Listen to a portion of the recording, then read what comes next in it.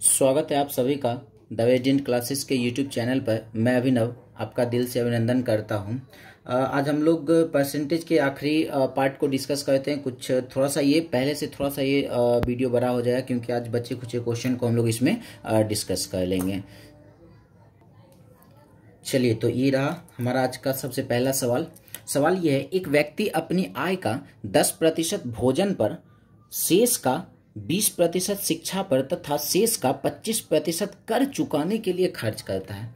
इसके बाद उसके पास 2700 रुपये बच जाते हैं, तो उस व्यक्ति का मासिक आय क्या है? देखो, इस सवाल में क्या है ना, कह रहा है एक व्यक्ति अपनी आय का 10% भोजन पर, आगे क्या कह रहा है, शेष का। इस बात को समझना, जो बचा है ना उसका 20% शिक्षा पर, फिर से जो बचा उसका 25% टैक्स पर किया, फिर उसके पास क्या हो गया, तो 2700 बच गया। ध्यान से समझना, इसमें दो टाइप के सवाल बनते हैं, या तो यहाँ पे शेष का लिखा रहेगा या तो बिना शेष का रहेगा। तो हम सबसे पहले ये समझते हैं, जब शेष करके दिया रहे तब क्या करना। हम ये कह रहे हैं, कोई आदमी अपनी आय का 10% अगर भोजन पर खर्च कर लिया तो उसके पास बचा कितना होगा, 90% होगा। 90% को 90/100 लिख सकते हैं। फिर आगे बढ़ते हैं।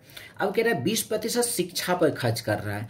अगर 20% शिक्षा पर कर दिया तो कितना बचा, 80%। हर एक चीज अपने आप में 100% होता है, ये भी अपने आप में 100% हो गया। इसीलिए फिर से हम क्या किए, 100 में से ही माइनस करके यहाँ पे रखें।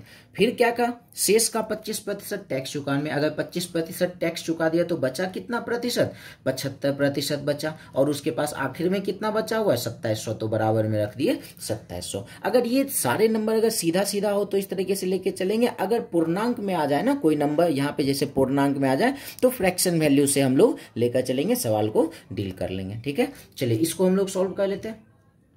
2 0 कैंसिल हो जाएगा, 9 से ये 300 बार में, 25 तिया 75 और 25 चौके 100। फिर से इसको कैंसिल कर लें हम लोग, तो ये 3 से कैंसिल हो जाएगा 300 बार में। और अगर कैंसिल करें तो 4 से ये 8 कट जाएगा 2 बार में, 2 से 100 कट जाएगा 50 बार में। तो क्या आ जाएगा, 50 गुना 10 गुना 10, एक बराबर क्या मिल गया, 5000। एक बराबर का मतलब क्या, उसका मासिक आय कितना है, तो 5000 है। क्लियर है? तो कैलकुलेशन है, कैलकुलेशन भी आराम से करेंगे तो सॉल्व हो जाएगा। अच्छा, अब सवाल है, एक व्यक्ति अपनी आय का 10% घर के किराए पर, बची हुई राशि का 15% शिक्षा पर और बाकी राशि का 10% वस्त्र पर खर्च किया जाता है, तो अब उसके पास 1377 रुपये बच जाते हैं, तो उसकी आय क्या है। सेम वही बातें हैं, 10% किराए पर खर्च किया, फिर कह रहा है बची हुई का मतलब शेष का ही कह रहा है। फिर 15% शिक्षा पर खर्च किया, फिर कह रहा है बाकी राशि का मतलब बची हुई राशि का शेष राशि का हो गया। तो हम क्या कह रहे हैं, 10% अगर शिक्षा पे 10% अगर ये घर के किराए पर खर्च किया तो बचा कितना, 90% बचा। और 90% को इस बार हम लोग 9/10 लिखते हैं। 90/100 होता, लेकिन 0 पहले हटा लेते, 9/10 करते, बाद में कैंसिल ना करना पड़े। फिर बची हुई राशि का 15% शिक्षा पर, अगर 15% शिक्षा पर खर्च किया तो बचा कितना, 85%। हम चाहे तो 85/100 लिख ले या फिर कैंसिल कर ले, 17/20 भी लिखेंगे तो कोई दिक्कत नहीं है। 85 और 100 को काटेंगे तो क्या मिल जाएगा, 17/20, ये भी हम लोग कर सकते हैं। फिर क्या है, शेष राशि का 10% खर्च पर, फिर 10% खर्च कर लिया, वस्त्र पे खर्च कर लिया तो बचा कितना, 90%। और 90% को हम लोग 9/10 तो लिख ही सकते हैं। क्लियर? चलिए, अब इसके पास कितना बच गया है, तो 1377 रुपए इनके पास बच गया है। अब इसको कैंसिल कर लेते हैं हम लोग, 9 से इसको कैंसिल करते, 9 एकम 9 हो गया, और 9 4 13, 9 5 45 और 9 तिया 27 हो जाएगा। ठीक है, फिर 17 नमा 153 हो जाता है, 9 और 9 कैंसिल हो गया, तो एक बराबर क्या मिल जाएगा, 10 गुना 20 गुना 10, 2000, मतलब उसका मासिक आय क्या है, तो 2000 है। क्लियर है? 20 गुना 10 गुना 10, 2000 हो जाएगा। क्लियर? चलिए, अब क्या है, वैसा एक क्वेश्चन है, क्या एक व्यक्ति अपनी आय का 40% किराए पर तथा शेष का 16.2/3% कर चुकाने पर खर्च करता है, तो उसके पास 6000 रुपये बच जाता है, तो उस व्यक्ति का आय क्या। देखो, वही सवाल है, लेकिन अब क्या है ना, अब मेरा आ गया यहाँ पर 40% के साथ साथ शेष होने के साथ साथ 16.2/3%। जैसे पूर्णांक में आए ना तो क्या कहेंगे, हम लोग फ्रैक्शन में लेकर चलेंगे, ज्यादा काम आसान हो जाएगा। देखो, हम ये कह रहे हैं 40% अगर ये किराए पर खर्च कर दिया तो बचा कितना, 60%। 60% को हम लोग 6/10 लिख लें तो कोई दिक्कत नहीं, या कैंसिल करके 3/5 लिख ले, कोई दिक्कत नहीं। क्लियर? अब कह रहा है 16.2/3% टैक्स चुकाने पर, 16.2/3% का फ्रैक्शन वैल्यू कितना 1/6। टैक्स चुका है, शेष कितना बचेगा, 1 में से 1/, जैसे जब पहले प्रतिशत को 100 में माइनस कर देते हैं और जैसे फ्रैक्शन में आ जाएगा तो 1 में माइनस करेंगे, कितना बचेगा 5/6। तो यहाँ लिख लेंगे 5/6। अब इसके पास कितना बचा है, तो 6000 बचा हुआ है। 6 और 6 कैंसिल हो गया, 5 से 10 को 2 बार में 1 बराबर क्या हो जाएगा, तो 6000 गुना 2 12,000 रुपये उसकी मासिक आय हो जाएगा। अगर सीधा सीधा प्रतिशत रहे तो इस तरीके से, अगर पूर्णांक में आ जाए तो हम लोग इस फ्रैक्शन वैल्यू को लेकर चले तो काम हमारा आसानी से हो जाता है। क्लियर। चलिए अब सवाल ये है, किसी राशि में 10% घटाने के बाद जो शेष बचता है उसका 20% उसमें घटा लिया जाता है, उसके बाद 3600 रुपये बच जाते हैं, तो मूल राशि क्या। देखो सवाल सेम वही है, सेम टू सेम सवाल वही है। 10% घटा लेता है, तब जो शेष बचता है तब उसमें 20% घटा लेता है, तब उसके पास 3600 बच जाता है। हम ये कह रहे हैं अगर 10% घटा लिया तो 90% बचा, 90/10। फिर उसके बाद शेष का ही कहा ना, 20% घटा लिया तो कितना बचा, फिर से 100 में घटा के रख लेते हैं। 80% को 8/10 लिख सकते हैं। अब इसके पास कितना बचा है, तो 3600 बचा है। सॉल्व कर लेते हैं। 9 चौके हो गया 36, 8 पच्ची हो गया 40, 50 बार में 50 1 बराबर क्या मिल जाएगा, 50 × 10 × 10 1 बराबर 5000। तो उस व्यक्ति की मूल राशि कितनी है, 5000। सेम उसी तरीके से सवाल को हम लोग सॉल्व कर लिए। चलिए ये एक बहुत बेहतरीन सवाल है। अंडे की कीमत में 50% वृद्धि होने पर 24 रुपये में 4 अंडे कम आते हैं, तो अंडे की प्रारंभिक कीमत क्या है। देखो क्या है ना, ये कह रहा है अंडे की कीमत 50% बढ़ गया, 50% अंडे की कीमत क्या हो गया, तो बढ़ गया। तो क्या हो रहा है, 24 रुपये में 4 अंडे कम खरीद रहा है। इसका मतलब पहले वो बाजार 24 रुपये लेके जाता था, कुछ अंडे खरीदता होगा, लेकिन दाम बढ़ने की वजह से क्या हुआ, 4 अंडे वो कम खरीद रहा है। तो अंडे की प्रारंभिक कीमत हमसे पूछा गया, या तो बाद की कीमत बढ़ा हुआ कीमत पूछेगा या तो प्रारंभिक कीमत हमसे पूछेगा। देखो इसको हम लोग एक मेथड से सॉल्व करते हैं। हम ये कह रहे हैं अंडे की कीमत में कितने प्रतिशत की वृद्धि हुई, 50%। 50% का फ्रैक्शन वैल्यू क्या होता है, तो 1/2 होता है। हम कहेंगे 50% की वृद्धि हुई थी, यहाँ साइन लगा देते हैं प्लस का। क्लियर। अब फ्रैक्शन वैल्यू में जो नीचे का वैल्यू होता है वो ओरिजिनल वैल्यू होता है। हम कहेंगे अंडे का दाम पहले कितना था, तो 2 रुपये था, बाद में 1 बढ़कर कितना हो गया, 3 हो गया। हम ऐसे लिखते हैं इसको, हम लिख लेते हैं पहले का दाम और ये बाद का दाम। जो फ्रैक्शन वैल्यू का नीचे वाला वैल्यू होगा ये ओरिजिनल होता है, पहले वाला होता है। हम कहेंगे पहले दाम कितना था, 2 था और 1 बढ़ गया। यहाँ ऊपर में 1 है ना, ये बढ़ा हुआ या घटा हुआ होता है, प्लस का साइन है, इसका मतलब बढ़ा हुआ। 1 और ये प्लस आया कहाँ से, ये वृद्धि वजह से, वृद्धि होने की वजह से यहाँ प्लस आया। 1 बढ़ गया तो कितना हो गया, 3। हम ये कह रहे हैं ये किसका अनुपात है, तो ये रुपए का अनुपात है। अब ध्यान ये रखना, अगर रुपए के अनुपात को अगर हम लोग पलट देते हैं तो ये संख्या का अनुपात देता है। कहेंगे संख्या का अनुपात क्या हो जाएगा, तो 3:2। पहले कहेंगे 3 अंडा खरीदता था, अब कितना खरीद रहा है, 2 अंडा खरीद रहा है। तो कितना कम खरीदा, तो 1 कम खरीदा। भाई यहाँ से 1 कम खरीदा, सवाल से कितना कम खरीदा, तो 4। कहेंगे 1 बराबर है किसके, 4 के। 1 बराबर 4 के। अब हम क्या करेंगे, अगर हमसे प्रारंभिक कीमत पूछा गया है तो 3 बराबर निकालेंगे, अगर हमसे बाद का कीमत पूछा गया तो 2 बराबर निकालेंगे। ठीक है, तो प्रारंभिक कीमत पूछा गया, 3 बराबर निकालते। 3 बराबर क्या मिल जाएगा, 4 तिया 12। 3 बराबर निकाले तो क्या पता चला, वो पहले कितना अंडा खरीदता था, तो 12 अंडा खरीदता था। तो प्रारंभिक कीमत पूछा जा रहा है 24 रुपये है ना, तो 12 से भाग लगा देते हैं। बाद वाला अगर पूछा जाता तो 1 बराबर 4 के, तो 2 बराबर 8 के। ठीक है, तो 24 में 8 से भाग लगाते, बाद का कीमत मिल जाता। तो हमसे प्रारंभिक पूछा है तो पहले रुपए था, इसके पास तो 24 रुपये और कितना अंडा खरीद रहा है, 12। तो 2 बार में कट गया, पहले अंडे का दाम कितना था, 2 रुपये प्रति अंडे। यदि हमसे बाद का पूछा जाता 1 बराबर 4 के, ये कह रहे हैं 1 बराबर 4 के, तो 2 किसके बराबर हो जाएगा, 2 बराबर 8 के। इसका मतलब बाद में वो कितना दाम बढ़ने के बाद कितना अंडा खरीद रहा था, तो 8 अंडा। कितना रुपए है, 24 रुपये। 24 में 8 से भाग लगाते क्या मिल जाएगा, तो बाद में बढ़ा हुआ दाम क्या, 3 रुपये प्रति अंडा। इस तरीके से सवाल को हम लोग आसानी से सॉल्व कर लेंगे। क्लियर। चलिए इसी टाइप का एक और सवाल करते हैं। आप लोग वीडियो पॉज करके इसको बना सकते हो, आई थिंक बन जाना चाहिए आप लोगों से। चलिए सवाल ये है, चीनी की कीमत में 20% वृद्धि होने पर एक आदमी 600 रुपये में 5 केजी चीनी कम खरीद पाता है, तो चीनी की बढ़ी हुई कीमत क्या है। देखो सेम वही काम करते हैं। 20% का मतलब क्या होता है, 1/5। वृद्धि हुआ है तो प्लस का साइन। क्लियर। अब नीचे 5 है, हम कहेंगे पहले चीनी का दाम क्या था, यहाँ लिख लेते हैं पहले और बाद। पहले चीनी का दाम था 5 और 1 बढ़ गया तो कितना हो गया 6। ये किसका अनुपात है, रुपए का अनुपात है। इसको अगर हम लोग पलट देते हैं तो किसका अनुपात मिल जाएगा, संख्या का अनुपात में, क्वांटिटी का अनुपात मिल जाएगा। ये कहेंगे पहले 6 केजी खरीदता था, बाद में 5 केजी। कितना कम खरीदा, 1 कम खरीदा। सवाल से कितना कम खरीदा, 5 केजी कम खरीदा। क्या कहेंगे, 1 बराबर है किसके, 5 के। अब जिसका पूछा वही निकालेंगे, बढ़ी हुई कीमत, मतलब ये बाद वाला पूछ रहा है तो 5 बराबर 1 बराबर 5 के, तो 5 किसके बराबर, 25 के। कहेंगे वो कितना केजी बाद में खरीदता होगा, तो 25 केजी खरीदता होगा। तो दाम निकाल लेते, टोटल रुपए था कितना, 600 रुपए था ना, 600, उसमें 25 से भाग लगा लेते हैं, क्या मिल जाएगा, 5 से ये 5 बार में, 5 से ये 120 बार में और 5 से 24 बार में, तो इसका बढ़ा हुआ कीमत क्या हो जाएगा, 24 रुपए प्रति केजी। क्लियर।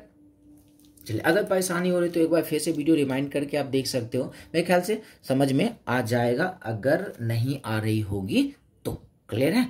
चलिए फिर से एक सवाल देखते हैं। क्या है सवाल, किसी भिन्न के अंश में 20% की वृद्धि तथा हर में 5% की कमी कर दें तो वह 5/2 हो जाता है, तो मूल भिन्न क्या। देखो हम कह रहे हैं भिन्न क्या होता है, x/y, यही भिन्न होता है ना। ऊपर वाला अंश और नीचे वाला हर होता है। क्या कह रहा है, अंश में 20% वृद्धि कर दिया, वृद्धि करे तो 100 में जोड़कर, कमी करे तो 100 में घटा कर रखते हैं। हम ये कह रहे हैं अंश में क्या हुआ, 20% की वृद्धि मतलब 120% हो गया। हर में क्या हुआ, 5% की कमी मतलब 100 में माइनस कर लेते 95%। और ये जब ये कमी वृद्धि करने के बाद क्या हो गया, तो 5/2, तो बराबर में 5/2 रख लेते हैं। इसको सॉल्व करते हैं, XY का वैल्यू निकालते, वही हमारा क्या हो जाएगा, मूल भिन्न हो जाएगा। 5% तो खत्म ही हो गया। 5 से 95 19 बार में, 5 से कट जाएगा ये 24 बार में। अब तो नहीं कैंसिल होगा, क्या मिल जाएगा, x/y अगर बात करें तो 19 को यहाँ भेज देते, 19×5 = 95, 24 को यहाँ लेके आ जाते, 24 दूना 48, क्या मिल जाएगा, 95/48। ये क्या था, तो प्रारंभिक भिन्न था। क्लियर। चलिए फिर से आगे बढ़ते हैं। सेम वैसा ही सवाल है, यदि एक भिन्न के अंश में 15% वृद्धि तथा हर में 8% कमी कर दी जाए तो वह 15/16 हो जाता है, तो मूल भिन्न क्या। हम कहेंगे मूल भिन्न क्या होगा, तो x/y। अंश में 15% वृद्धि का मतलब 115%, हर में 8% कमी होने का मतलब 8 माइनस कर लेते हैं 100 में, और ये सब करने के बाद क्या हो गया, 15/16 लिख लेते हैं, 15/16। क्लियर। चलो अब इसको कैंसिल करते हैं, 23 चौके 92 और 23 पचे 115, 4 से कट गया 16 बार में, और ये 4 से कट जाएगा 3 बार में, x/y क्या मिल गया, 3/4, तो मूल भिन्न भी क्या हो जाएगा, तो 3/4। क्लियर। चलिए अब सवाल है, 40 लीटर दूध और पानी के मिश्रण में 20% पानी है, कितना पानी और मिला देनी चाहिए कि बने मिश्रण में पानी की मात्रा 36% हो जाए। देखो जनरल मेथड से नहीं चलेंगे, सिंपल सी बेसिक कॉन्सेप्ट की बात करते हैं, एज ए ट्रिक ही कहें वो उस पर काम करते हैं। क्या है ना, 40 लीटर दूध और पानी का मिश्रण है, उसमें पहले पानी कितना था, तो 20% था। इसमें कितना और कितना पानी, और पानी नहीं, इसमें एक काम करते दूध यहाँ कर लेते हैं, नहीं सही है, कितना पानी और मिला दिया जाए कि पानी की मात्रा कितना हो जाए, 36% हो जाए। देखो पहले टोटल 40 लीटर था, उसमें पानी था पहले 20%, पानी की मात्रा को बढ़ाना है तो उसमें क्या क्या पानी मिला दिया, तो पानी मिलाने के बाद अब पानी कितना प्रतिशत हो गया, तो अब पानी हो गया 36%। तो हमसे पूछा गया कितना पानी मिला गया। देखो हम इसका क्या करते हैं, डायरेक्ट आंसर निकालेंगे। कैसे, हम ये कह रहे हैं जितना लीटर मिश्रण हो उसको रख लेते हैं मल्टीप्लाई, इस दोनों का जो डिफरेंस होगा इसको साथ में रख लेंगे, क्या आ जाएगा, 16। ध्यान से समझना है, 40 लीटर 40 रख लिया, इस दोनों का जो अंतर होगा यहाँ रख लिया। अब ये कह रहे हैं ना, या तो प्रतिशत यहां से बढ़ेगा या तो प्रतिशत 20 से कम हो जाए, या तो 20 से ये ज्यादा होगा या तो 20 से कम होगा, दो ही कंडीशन बनते हैं। दोनों कंडीशन को ध्यान से समझना है। अगर ये प्रतिशत बढ़ जाए तो इस बढ़े हुए वाले को क्या करेंगे, 100 में माइनस करके यहाँ रख लेंगे। ध्यान से सुनना है क्या कह रहे हैं, अगर ये प्रतिशत बढ़ जाए, पहले 20 था बाद में 36 था, 36 हो गया, अगर ये प्रतिशत बढ़ जाए तो इस बढ़े हुए वाले को क्या करेंगे, यहाँ 100 में 100 में माइनस करके रख लेंगे। क्लियर।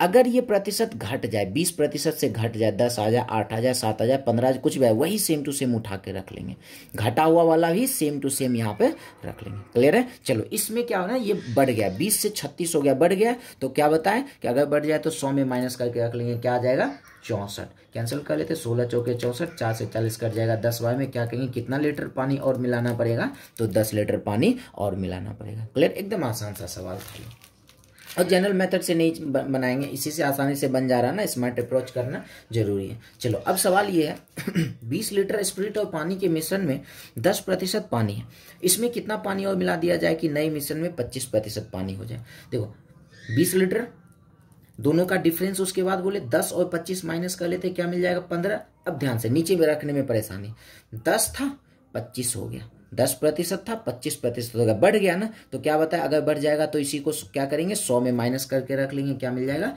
75। 15 25 75, 5 से कट जाएगा, 4 बार में कहीं कितना पानी मिलाएगा तो 4 लीटर पानी और इसमें मिलाएगा। चलिए फिर से एक सवाल, सेम सवाल है, चाहो तो आप लोग वीडियो पॉज करो और इसको बनाओ। 50 लीटर मिश्रण है, 80% पानी है, कितना दूध और मिलाया जाए कि पानी 50% हो जाए। देखो 50 और इसी दोनों का डिफरेंस कितना रख ले 30। अब नीचे ध्यान से देखना है, 80% था, कितना हो गया 50%, कम हो गया ना, कम हो गया तो क्या बताया इसी सेम टू सेम जो कम हुआ होता है उसी को सेम टू सेम वही रख लेते हैं। 50 था 50 ही रख ली, 50 कैंसिल, क्या कहेंगे कितना पानी और मिलाना पड़ेगा तो 30 लीटर पानी दूध और मिलाना पड़ेगा। क्लियर। चलिए सवाल है अब, यदि चावल के दाम 80 रुपये प्रति केजी से 120 रुपये प्रति केजी हो जाए तो एक परिवार को इसकी खपत में कितनी प्रतिशत की कमी करनी होगी जिससे पूर्व बजट प्रभावित ना हो। देखो क्या ना, पूर्व बजट प्रभावित वाला याद है, प्रतिशत दिया होता था, कैसे काम करते थे। अब यहाँ क्या है ना, प्रतिशत दिया हुआ नहीं, हमें पहले प्रतिशत निकालना होगा, तब पूर्व बजट प्रभावित वाला कॉन्सेप्ट हम लोग अप्लाई कर लेंगे। चलो इसको कैसे डील करते हैं ना, ये करते हैं कि पहले दाम कितना था 80 रुपये प्रति केजी था, बढ़कर कितना हो गया 120 रुपये प्रति केजी। पहले ये देख लेते हैं कितना प्रतिशत दाम बढ़ा, तब उसके बाद क्या करेंगे प्रतिशत मिल जाएगा तो ये बजट अप्रभावित वाला जो सवाल था उसको हम लोग उस तरीके से बना लेंगे। तो हम ये कह रहे हैं पहले 80 था 120 हो गया, कितना बढ़ा 40 बढ़ा, तो प्रतिशत कैसे निकालते हैं, जितना बढ़ा या घटा उसको ऊपर नीचे ओरिजिनल वैल्यू रखते हैं, ओरिजिनल कितना या पहले वाला वैल्यू रखते हैं, पहले वाला कितना है तो 80 है, 80 और प्रतिशत बनाने के लिए 100 से गुना, ये कट जाएगा 2 बार में, 2 से 100 कट गया 50 बार में। क्या पहले पता चला चावल का दाम कितना बढ़ा 50% बढ़ा। अब हम निकालते हैं कितने प्रतिशत की कमी करनी होगी खपत में कि पूर्व बजट प्रभावित ना हो। अब ये अप्रभावित वाला कॉन्सेप्ट लगा देते हैं, क्या था 50% का फ्रैक्शन वैल्यू क्या है 1/2, और वृद्धि हो रही है ना 40 से 120 हुआ तो वृद्धि हुआ तो प्लस का साइन क्या बताए थे करने को, ऊपर में 1 है तो 1 ही रहने देते हैं, और वृद्धि हो रहा है प्लस का साइन है तो इसी दोनों को प्लस करके क्या करते हैं यहाँ रख लेते हैं। 100/3 मतलब क्या आ जाएगा 33.1/3%। क्लियर है। चलिए एक सेम सवाल ये, इसको डील करते हैं। यदि चाय के दाम 50 रुपये प्रति केजी से 30 रुपये प्रति केजी हो जाए तो इसकी खपत कितने प्रतिशत बढ़ा देनी चाहिए ताकि खर्च अप्रभावित रहे। देखो सवाल वही है ना, सवाल सेम टू सेम है। हम क्या कहें, ये पहले 50 रुपये प्रति केजी था, बाद में कितना हो गया 30 रुपये प्रति केजी, कम हो गया ना। सबसे पहले प्रतिशत निकालते कितना प्रतिशत कम हुआ, कम कितना हुआ 20, बट नीचे ओरिजिनल वैल्यू क्या रखेंगे 50, और प्रतिशत बनाने के लिए 100 से गुना, ये कट गया 2 बार में। क्या पता चला चाय का दाम कितना प्रतिशत कम हुआ 40%। अप्रभावित वाला लगा देते हैं कॉन्सेप्ट, 40% का फ्रैक्शन वैल्यू क्या तो 2/5, तो 40% की कमी हुई ना, 50 से 30 हुआ तो कमी हुआ, कमी है तो साइन लगा देते हैं माइनस का। अब क्या करेंगे, ऊपर 2 है तो 2 ही रहने देते हैं, कमी हुआ है तो दोनों को माइनस करके 3, और प्रतिशत बनाने के लिए 100 से गुना 200/3% का मतलब क्या हो जाता है 66.2/3%। आसानी से सॉल्व हो गया ये भी सवाल। क्लियर है। चलिए फिर से अब आगे देखते हैं, अभी भी कुछ सवाल और है, 10 सवाल और हैं अभी। चलो अब सवाल क्या है, एक व्यक्ति अपनी आय का 20% बचाता है, 2 वर्ष बाद उसकी आय में 20% वृद्धि होने के बाद पहले जितना ही बचत करता है तो उसके खर्च में कितने प्रतिशत की वृद्धि हुई। देखो सवाल को ध्यान से समझते हैं और ये तुरंत सॉल्व हो जाएगा। हम ये कह रहे हैं एक व्यक्ति अपनी आय का 20% बचाता है, अगर हम कहें उसका आय कितना था और बचत कितना है और खर्च कितना है, इन चीजों को लिखते हैं। हम कह रहे हैं 20% बचाता है, हम ये माने कि उसका अगर आय 100 है और ये 20% बचा लिया तो खर्च कितना होगा 80 ये खर्च किया होगा। लिख सकते हैं अगर इसका आय 100 हो, 20% मतलब 20 खर्च कर लिया तो बचत 20, अगर ये क्या करे 20 अगर बचत किया हुआ तो खर्च कितना किया होगा 80 खर्च किया होगा। अब ये क्या कह रहा है 2 वर्ष बाद इसकी आय में 20% की वृद्धि होगी। पहले आय था 100, 20% आय बढ़ गया तो कितना हो गया 120। कह रहा है पहले जितना ही बचत करता है, पहले कितना बचत करता था 20, अभी भी कितना बचत करेगा तो 20 ही बचत करे। भाई 120 कमाता था, 20 बचत कर रहा है, इसका मतलब खर्च कितना कर रहा है 100 खर्च कर रहा है। तो हमसे ये पूछा खर्च में कितने प्रतिशत की वृद्धि हुई। पहले खर्च 80 करता था, अभी 100 कर रहा है, कितने की वृद्धि हुई 20 की। प्रतिशत कैसे निकालते, वृद्धि या कमी हो जो उसको ऊपर नीचे ओरिजिनल या पहले वाला। तो पहले कितना खर्च होता था 80 और प्रतिशत बनाने के लिए 100 से गुना कर लेते हैं। क्या मिल जाएगा इन सबको सॉल्व करके, तो 25% हो जाएगा। क्लियर है, आसानी सवाल था। चलिए अब सवाल है यदि किसी वर्ग की भुजा को दोगुनी कर दी जाए तो इसके क्षेत्रफल पर क्या प्रभाव पड़ेगा। देखो ये सवाल भी आसान होते हैं, ऑर्डरली ये सवाल सॉल्व हो जाएंगे। वर्ग की भुजा को दोगुनी कर दिया तो क्षेत्रफल पर क्या प्रभाव, या तो किसी में पूछेगा आयतन पे क्या प्रभाव, या तो पूछेगा क्षेत्रफल में क्या प्रभाव। हम ये कह रहे हैं सीधी सी बातों को समझना, क्षेत्रफल में जब प्रभाव पड़ेगा तो क्या करना है। हम ये कह रहे हैं वर्ग की भुजा को दोगुनी कर दिया, हम कहेंगे पहले भुजा 1 था और दोगुनी कर दिया तो कितना हो गया भुजा 2 हो गया।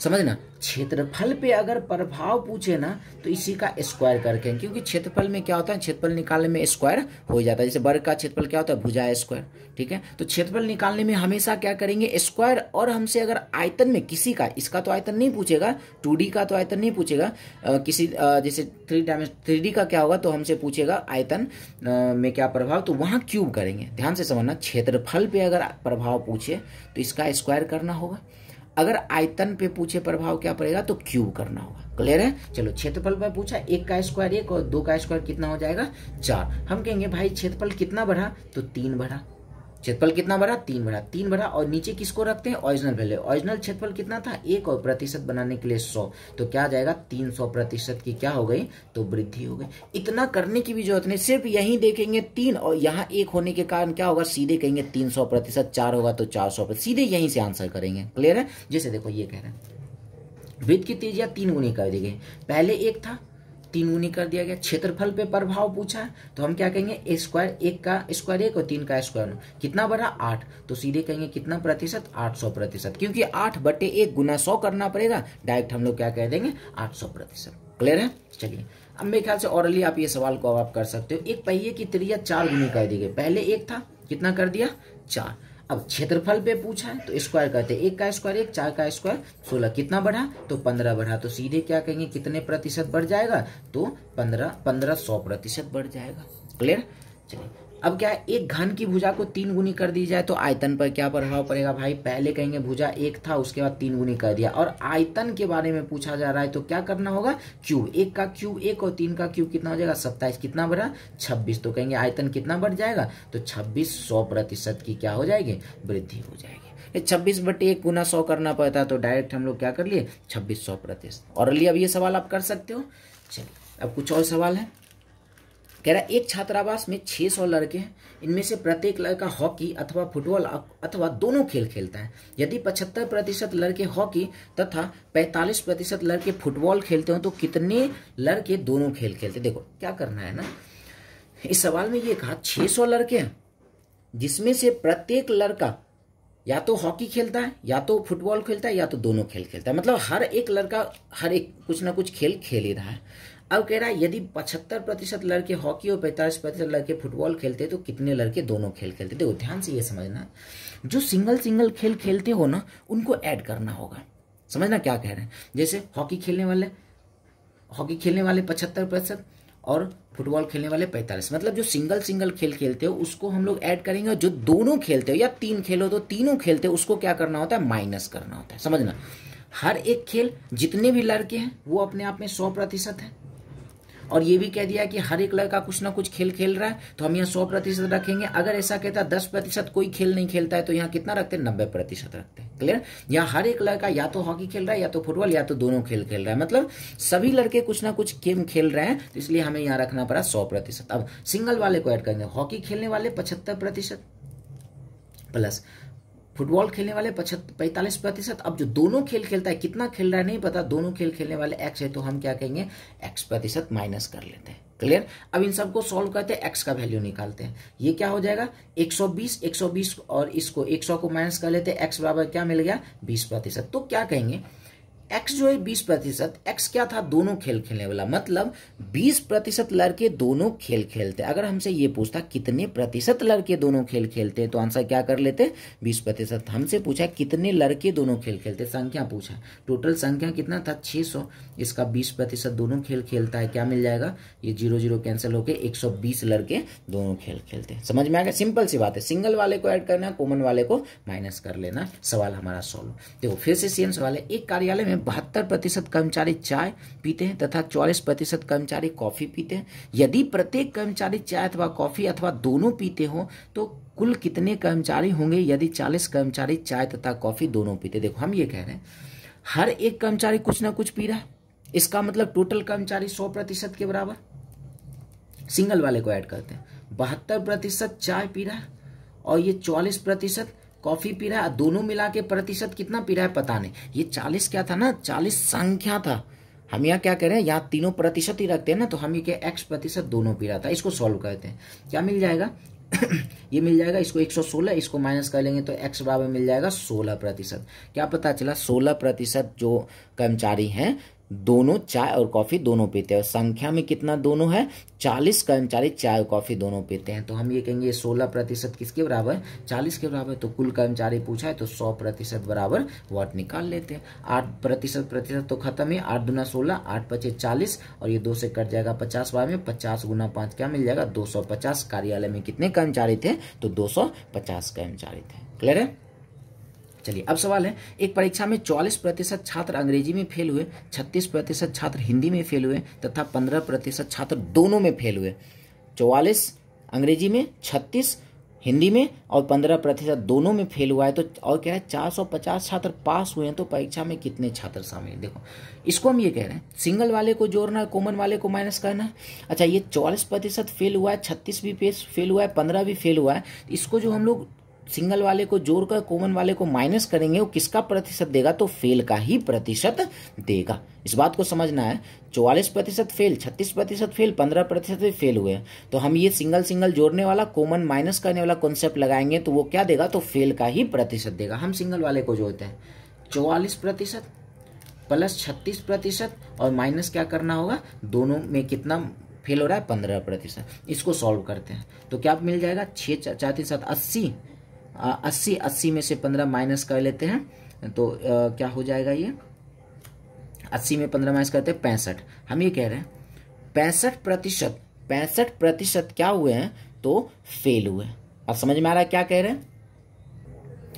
इसमें क्या है ना, 65% क्या हो गया, तो 65% फेल हो गया। हम ये कहते हैं अगर 65% फेल हो गया तो पास कितना हुआ होगा, हम ये कहेंगे 35% पास हुआ होगा। अगर 65% फेल हुआ है तो 35% पास हुआ होगा। हम यहाँ से देख लेते हैं पास कितना हुआ है, 450। तो हम ये कहेंगे ये 35% किसके बराबर है, तो 450 का। हमको लग रहा है ना कि इसमें कुछ नंबर लिखने में कुछ गलती हुई, क्योंकि ये पूरा पूरा कटेगा नहीं, हमें ऐसा लग रहा है पूरा पूरा कटेगा नहीं, कुछ नंबर रखने में, प्रोसेस तो सेम है, नंबर रखने में हमें लग रहा है कुछ ना कुछ परेशानी हुई है।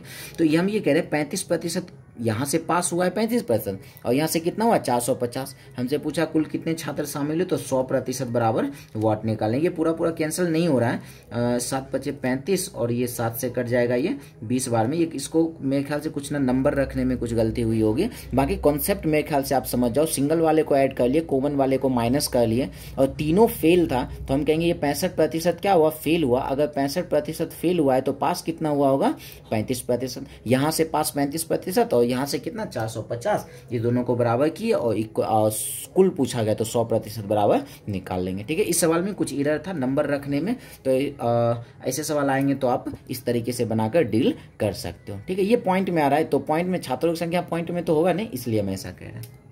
चलो आगे सवाल है, किसी संख्या का 4/5 भाग उसके 65% से 60 अधिक है तो वो संख्या क्या है। देखो हम ये कह रहे हैं किसी संख्या का 4/5 भाग है, वो उसी संख्या के 65% से 60 अधिक है। समझना है ध्यान से, अगर चाहे तो ऑरली सवाल बन जाएगा। हम ये कह रहे हैं किसी संख्या का 4/5 है, उसी संख्या के 65% से क्या है, 60 अधिक है। अब इस सवाल को कैसे सॉल्व करेंगे, तो वह संख्या पूछे। हम ये कह रहे हैं या तो इस दोनों को प्रतिशत में बना ले, अगर बन रहा हो तो, ये प्रतिशत में है ही, इसको प्रतिशत में बना ले, अगर बन रहा हो तो हमारा काम हो जाएगा आसान। तुरंत में सवाल बन जाएगा। और ये 60 अधिक हो कम हो हमें कोई फर्क नहीं पड़ता, हम कहेंगे इसी दोनों के बीच का डिफरेंस रहेगा। पहले इसको प्रतिशत में बनाते हैं, 100 से मल्टीप्लाई कर लेते हैं, क्या मिल जाएगा 20 गुना 80%। ठीक है, 4/5 क्या आ गया 80%। हम कहें 60 अधिक हो या कम हो हमें उससे कोई फर्क नहीं पड़ता है, इसी दोनों के बीच का क्या होगा डिफरेंस होगा। तो हम यहाँ से इस दोनों का डिफरेंस करते हैं तो क्या मिल जाएगा, यहाँ से डिफरेंस मिल रहा है 10 में से 5 गया 5, ये 15% किसके बराबर 60 के बराबर, वह संख्या पूछा है इसलिए 100% क्या कर लेंगे वाट। 15 चौके 60, 4 से 100 गुना हो जाएगा, क्या मिल जाएगा 400, वह संख्या क्या है तो 400। उस तरीके से अब आप लोग इस सवाल का आंसर करके आप हमें कमेंट में कर सकते हो। ठीक है, देखो बनता है या नहीं बनता है। चलिए तो बीसे इसको फ्रैक्शन वैल्यू में, जब अगर ये प्रतिशत में ना बने तो फ्रैक्शन वैल्यू में काम करके करना आसान हो जाएगा। तो आप लोग इसका आंसर कमेंट कर सकते हो बनता है कि नहीं बनता है। चलिए तो विशेष हम मिलते हैं हम लोग नेक्स्ट चैप्टर में। तो आज के लिए इतना ही, धन्यवाद।